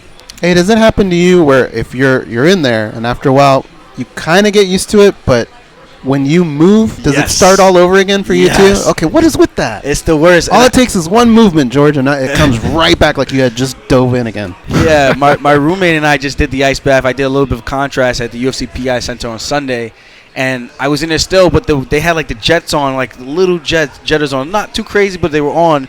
I'm like, dude, I got to stand still because it's hard to, once you move a little bit, you're like, dude, it's just brutal, it's like man. Getting stabbed again. Yeah, it really is, but you know, you get it done, and you feel mentally tougher when you come out, though. At least I do. So how cold was the water that Jack Dawson was in after the Titanic went over and he was floating there hanging Gotta on? be double that, right? How cold is that water in the North Atlantic? Gotta be horrible. Remember the Titanic? It's not freezing, or it would be ice. On it. Yeah. So it's got to be between 32 and. Yeah, I would say that's. I was gonna say maybe even like 15 around that, because that's like I forget exactly what part of the ocean like that was. He made a couple of attempts right? to get up there with her, Yeah. and then he just thought, no, I'm just gonna chill. I would have kept trying. He chilled. He definitely chilled. He could, yeah. Why don't they trade off? She would have. She would have died. I mean, She would have died if they trade off. Like, you go for 5 minutes, I'll go for 5 minutes, and back and forth. But think about it. It's like getting out of the pool, and then it's Yes. like you feel like the shivers. It's like it's probably be something like that. It's like, dude, I don't even want to get out the water because I know once I get out and that wind hits me, it's gonna feel even colder. That is gonna be pretty brutal, man. You're gonna want to go back in and just like, die. I'm checking out. So the strategy would have been, in my opinion, when the boat was first going down, you got to be one of the first. Yeah. That way you swim to one of those safety boats. Yeah. You're sitting there trying to wait till the end until you go down. By then it's thousands, and it's chaos. Yeah. I didn't like that strategy at all. Yeah. It's the 20th anniversary of Titanic, the movie. What, today? Yeah. Or? No, just this year. Yeah. So I've been seeing more little fun facts come up. You're talking about the strategy if you're like a gentleman or just every man for himself? Because every man for himself, you just throw on a dress, right, and just be ugly? Something like that. Change your voice. Yeah. We got to take a quick break. You're listening to MMA Junkie Radio on Fight Nation, channel 156. Stay close. We'll be right back. We're anticipating a call from Jorge Masvidal.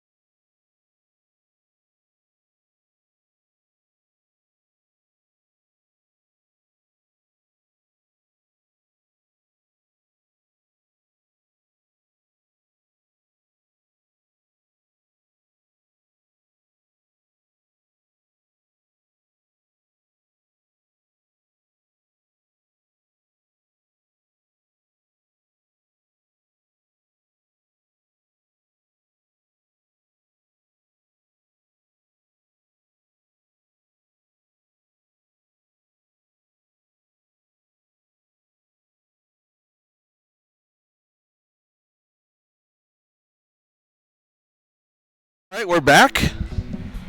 Shifting the schedule a little bit, waiting for Jorge Masvidal to call in.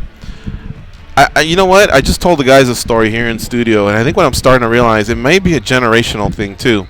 So, Aljamain, how old are you? 30? Almost 30 this month. So you really didn't go to arcades. You just grew up with Nintendo, Sega, PlayStation, or whatever, right? Yeah. But I played a lot of Sega Genesis, Sega Dreamcast, and those type of games growing up. Right. So, but you didn't walk into an arcade and put a quarter in a pinball machine or nothing like that. Only when for Street Fighters and Mortal Kombat back then, and sometimes Pac-Man, but not like the real old school games. Yeah. So it could be that maybe my joke was generational. I think you just have to explain like a Snoopy toothbrush doesn't really make much sense, but you got to tell them like it's electric, kind of like an Oral-B. I didn't know what that was. Oh, you didn't know what a Snoopy toothbrush was? Like, Every kid has a Snoopy toothbruch. It was like he said, like Oral-B, or who's the other one? I don't know. You see those vibrating toothbrushes? Okay, yeah. And so when little kids all had a Snoopy toothbrush, well, not all, but most kids had a Snoopy toothbrush, and it vibrated inside. There you go. Now you're good. All right.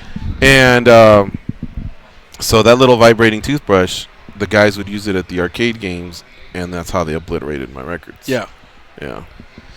Yeah, I didn't know what a Snoopy toothbrush was. I will say that. Well, you did give me a little chuckle, like, yeah. But now I know what you felt when you were in New York. You said you might do it again? I would like to. Probably just do it one more time and see how it goes. But it was an experience. I was like, man, I don't think I've ever been this nervous even for a fight. This is like, it's a different set of nerves, you know. It's a whole different audience.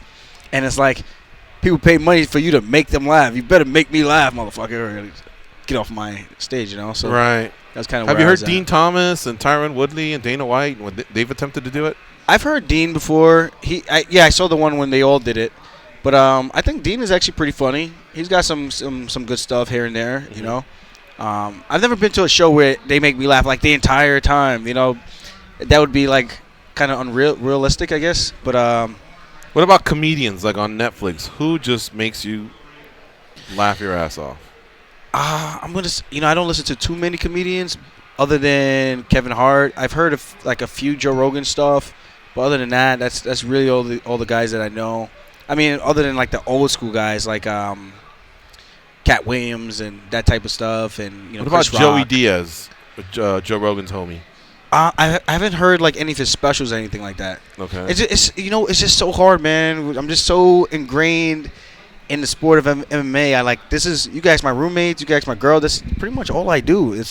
It might be borderline sad. I mean, it is my profession, but at the same time, I might be like, do you live at all? You know, just a little bit. And this is why as soon as I have a fight, I go out, I unwind, I get a little crazy. People think I'm like nuts, but I'm like Darren Till. Are you stealing cabs and shit, or not that nuts? Okay. But not that nuts. Now, but I have fun. So staying within that, let me ask you something. Let's use your expertise then. Give us a Thiago Santos and John Jones breakdown. You know what? Thiago Santos, he is a all or nothing fighter in my opinion. He goes out there slinging those sledgehammers on his fists, which are called hands. And he just goes for the kill, man. He goes for it. Even when he's hurt, he'll back up a little bit, try to regroup. And even if he's not regrouped, he'll just come out swinging again. And that's just kind of his MO. Even that fight with him and Jimmy Manuwa, man, that went back and forth. That was a crazy first round. And then Manuwa clipped him. He clipped Manuwa, man. They came back. And it looked like Manuwa, man, was getting the better of him. I thought he was going to get him out of there. Comes down the second round. He clips him and puts that guy out. I'm like, oh, man. But then you got John Jones. The one time we've ever seen any type of person, human being, come close to beating him was Alexander Gustafsson, the first fight. And I've seen it myself firsthand. John Jones parties. And I'm not talking like the snow candy type stuff. I haven't seen him do that like personally, like I've seen him sniffing lines. But I've hung out with John, and he's put back a couple of drinks when I've known he was like 2 or 3 weeks from out of a fight in the UFC early in his career when it was like the Vladimir Matyushenko's, the Stephan Bonners, those fights. I can't tell you exactly which ones it was for, but those type of fights I would see the guy and he would be out putting down a couple shots, you know. And this is no secret. He's talked about he's partied and he would be offering me shots, and I couldn't make the weight cut as easily as he could probably make it. You know, for me to do that a couple weeks before the fight would be a lot more detrimental to my career, I think. So I would always turn it down. I'd be like, I can't, John. I wish, you know, I got a fight coming up. And he would tell me, like you're a better man than me, you know. But he would be out there partying, going crazy. And that was the one time, just to get back to what I was saying, the Gustafsson fight, I could imagine that for that fight, he was, like he said, he really wasn't taking it as serious. He probably thought he was just going to run through him. People were hyping up Gustafsson. He thought it was going to be an easy walk through the park. And then he got tested big time. Yeah. And arguably, I thought Gustafsson actually won that fight. I thought he won 3-2. And I rewatched it a couple times, and I still think to this day, I think Gustafsson won that first fight 3-2. And I know people say you got to take it from the champ to be the champ, but I thought he won 3 of those rounds over the 2. But well, I've watched that fight as well, and I wanted to ask you something. We could agree that Gustafsson was up 2-1 going into rounds 4 and 5, right? Yep. I would say Gustafsson was winning rounds 4 and 5, and I think 4 deep into round 4, 5 early on, not as deep as he was into round 4. But then Jones did enough to come back and win the round. So I gave Jones 3-2, but I felt like Gustafsson was right there in 5, right there in 4 as well. 4 and 5. Just, you know, you didn't feel like Jones did enough to overturn? You know what? He did land that one spinning back elbow that sent Gustafsson kind of stumbling backwards, and you could tell he was really, really hurt. But I didn't think it was enough to take away all the shots that Gustafsson landed earlier in the round. And that's the way I score fights. You know, even like people like they point fight, but then you get clipped one time, you get dropped. That somehow magically outweighs the entire round. No, not the entire round, but for some people it does. Yeah. Especially if it happens at the end of the round. If it happened in the beginning of the round, and then you come back and you get peppered up like a Tyson Fury in that what was it, the 12th round or the 11th? Where he comes back after being from the tails from the crypt, the way he sat up, you know, like the Undertaker. Yes, and for him to come back and outbox Wilder while being on wobbly legs and coming back from damn near death, that's what it looked like. It just fascinates me. So if he was to finish the round like that while being dropped like that, I think that round probably gets scored different. Mm-hmm. You know, it's kind of like that. The lasting impression in front of the judge's eyes, and that's one of the things we always talk about in training. So I think I think there's an argument to both sides, but I just felt for me, if I was scoring it, I would have scored it for Gustafsson. In your last fight, I really liked how you were more aggressive. We knew you had a speed advantage, but I liked that you showed them that you had a speed advantage because it frustrated them. In the fight, I know you catch a lot of flack because you actually say, hey, look, I'm a cerebral fighter. I'm going to go in there. I'm going to whoop your ass and not try and take damage. And a lot of the fighters, they want you to take brain damage. Yeah. I'm sorry, a lot of the fans, they're like, no, we want you to lose brain cells, you know, or whatever. But what I liked is, of the cerebral fighters that are out there who boast about being them, you know, being a cerebral fighter or whatever, you're one of those that still showed me enough risk taking, you know, that keeps me involved in the game or whatever. I thought you did that beautifully in your last fight. You really, really frustrated Munoz, you know, whether it was going to the body, going to the top, you know, to his head or whatever, and just moving around and not being an easy target for him. You really, really flustered him. So I thought you were able to accomplish almost everything you set out to do and even satisfy us that are fiending for blood and violence. You know what I mean? Yeah. So that's not easy to do. It's not. It's a happy medium. It's really a fine line that you got to toe. And I think I was happy with my performance. Like I said, I already watched it a few times, and I know there's a couple of things I could have done better and maybe gone for more. But it is what it is, man. I was super happy about the risk I actually went for, like the spinning elbows and stuff like that, and really stepping in with the elbows, knowing that I might get clipped, but I'm going to land this elbow and try to put it on your nose and see what happens, you know? My favorite striking arsenal from you, by the way, was still the Caraway fight, round 1. Yeah? Oh, that was something else, man. Yeah, not to say you don't bring any of that back. No, it's just the way you use distance, and there was just a lot of kicking going on. I don't know. It was here at Mandalay Bay, if I'm not mistaken, but I was very, very impressed. That's when I knew that you had really, really, like, just taken the striking. I was dead exhausted, though, after that first round. But we made it work. Yeah. And that's why I tell a lot of people, like, they think I'm crazy. I'm like, I'm just so obsessed, man. I did 3 workouts the day of that fight, and I shot my load, man. And Matt told me, he was telling me like half hour before I finished my second workout, he was like, Aljo, save something for the fight, buddy. I was like, no, Matt, I feel great. And I just kept going another half hour, and then I did another workout in the back room, and after that hour, I was shot, man. I fought like probably 15 times in the entire day. It was really, really insane, and I just wanted to be so ready, and I built that fight up so much. I just wanted to go out there and perform. And had I just dialed back and pulled myself back, that first round probably happens, and I'd probably be fighting for a world title. And I also said it might have been too much too soon. So there's so many different ways to look at it. It could have been a blessing in disguise, so I didn't get my ass handed to me too early because my striking wasn't really up to par where it should be as it is today, I think. All right. Right now let's close with the daily debate. The brothers Garcia seemingly can't agree on anything. Everybody knows it's duck season. Rabbit season. Duck season. Rabbit season. Whether it's food, Less filling. Tastes great. Less filling. Tastes great. gambling, Always bet on black. I like red. Black. Red. Black. Red. Black, dummy. or even social media, Instagram. Snapchat. Instagram. Snapchat. the same applies to the biggest stories in MMA. Time for MMA Junkie Radio's Daily Debate. All right, today's daily debate for the @MMA Junkie Radio team and @Funkmaster_UFC, Aljamain Sterling. Here's the question, guys. If Ben Askren beats Jorge Masvidal at UFC 239, we're not saying he's gonna, if he beats him, should he jump the line for a welterweight title shot? Now, remember, Colby Covington kind of had an inside track there for a while, but there's been a lot of Ben Askren love as of late. So, here are your choices. Yes, no matter what. Yes, but with the finish.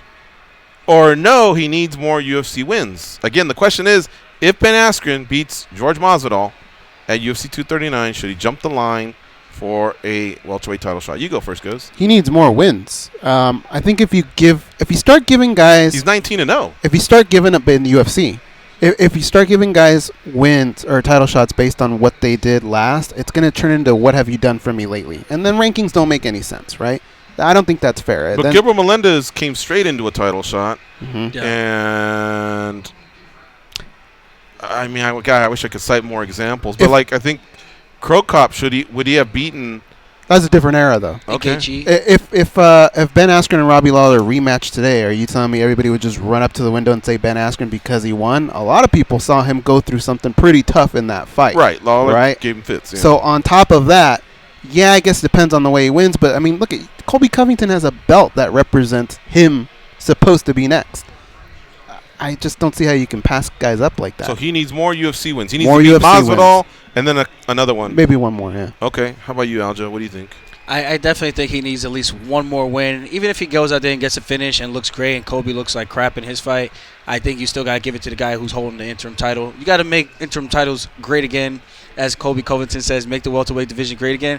Make the interim titles great again. Make them mean something. You know, guys that win interim titles, Tony Ferguson himself, and then nothing's happening from that. I think, and like you said, the other example is Marlon Moraes. If he came into the UFC and he had beaten a Sunsao, he probably would have gotten an immediate title shot. Yeah. Justin Gaethje possibly could have gotten an immediate title shot, and even that's a shark tank of a division at 155. But I think he's got to get at least one more. I think he beats Masvidal. He's a strong front runner, but he has to, I think, get one more to solidify as a number one contender fight that he is the next guy in line. I think Aljo was politicking there a little bit because he might be going down that road. He wants that interim belt to count. All right, so look, man, again, I'm predicting that George is going to win this fight, by the way. Mm-hmm. But should Ben Askren beat him, I think he can't just win. He has to finish and hope that Colby Covington lays an egg, because I believe Colby Covington is ahead of him. And so if they both win, oh, man. They're boys. Colby will be the one that, what have you done for me lately? He'll get the last say because his fight versus Lawler is after Askren's. Askren's is this Saturday. Yep. So he'll have an advantage there. So, and he's in the main event. But remember, if he falls flat and Askren looks great, there might be some pressure because Askren talks up a game. He's shoving people. He's starting fights everywhere. I think Nate Diaz was his latest target. I don't know, guys. But I do believe that Askren needs some sort of a clear, definitive finish over Masvidal, and he needs for Colby Covington to kind of stumble. Otherwise, he's just going to need more wins as well. Yeah. Yeah. All right, this is how the voting broke down. 45% said he needs more wins, and then it was 28 and 27 for yes, no matter what, and yes, but he needs a finish. So I think more people are sitting there with everyone on the panel that said he just flat out needs more wins. Mm-hmm. All right, there is the Daily Debate for you today, brought to you by the MMA Junkie Radio team and Aljamain Sterling. What's up, guys? You want to close up with a phone call? Yeah, let's do it. We've been on hold. Let's go to Showtime in Tennessee. What's up, Showtime? How you doing? Hey, what's going on, fellas? Motherfucking Funk Master. What's up, baby? What's up, dog? What's up? Hey, man, I like to give a shout-out, man. Every time I call and they have a guest in the studio, I'm gambling on every card, man, bro. And I've won. Hell, I think I might only lost with you one time, man. So that's a big shout-out, man. And I play on every card, so I like to give guys love, man. That's doing good shit. Young brother, man, I respect you. Keep doing what you're doing, man. Thank you. Future is bright. I appreciate you. And that means first round is on you. Oh, yeah, most definitely. Most definitely. Hey, Showtime. He can put him away, too, man. Yeah, so he's what not you need to messing do around. is you hand him his drink, and you go, all right, we're cool, and then you peel off somewhere. Because if you sit there, this man can drink 135-pounder. I don't know how he does it, but aren't these doubles or triples? Dude, you better hope he didn't bring his friend. His friend, I handed him that thing. I turned around. By the time I got back here, I was thinking, it was done. Well, look at him. He's got a big old smile on his face. Yeah. That C-State life, Long Island, Strong Island. All right. They get down over there. So what's up, Showtime? Who do you like this weekend? Hey, man, I'm going to drop a nugget, man. I like Jorge, and I like Holly for some reason, man. I got this fucking, my hand been itching, and I think, man, Holly is going to interrupt some shit this weekend, man. I just got that feeling, man. You think Holly Holm can beat? You know what's the fight game? Anything can happen, but man, I just think she's got some hands, but not the power that Amanda has, not the speed that she has, but she does have discipline. You know what it is? It's the movement, man. I think I got the same problem where I'm moving so much that I don't get to sit down and really put my body weight behind my punches, and that's one of the main things I want to work on. Because there was a couple of times the same thing with Pedro. I clipped him. I'm like, man, if I just sat down and wasn't punching in transition, I think Holly could do some of the similar things. But it depends on what style she's bringing to the cage on Saturday night. Mm-hmm. And you got John, right, Showtime? Yeah. I got John, man. I think he gonna frustrate him with that oblique kick. The same thing that Holly is gonna do in her fight. She gonna keep range with that oblique kick. And then he may choke him out. I think he may submit him. Mm-hmm. I think he may get him frustrated and choke him out, man. Look at that reach. He's got like an 8-inch reach. Well, the next set of guys that comes at John Jones all have that brutal power. You know, Rakic gets down. Johnny Walker gets down. So John Jones has his dance card filled up with some really big. And these guys got a good reach themselves. Yeah. Showtime, thanks very much for the call, my man. Always good to hear from you, brother. Okay, guys. All right. I want to thank Aljamain Sterling for coming in, co-hosting, telling us a little bit about his big win at UFC 238, classy move that he had towards Joseph Benavidez, what might be next in 2019. So thanks, Aljo, as always. I hope you have a great time, and I hope you win your World MMA Award tomorrow. He's up for one. Fellas. All right, folks, and also thanks to Martin Lewandowski. Tomorrow we'll be back. We have a lot of fighters in studio, so check it out. Go out there and be a champion.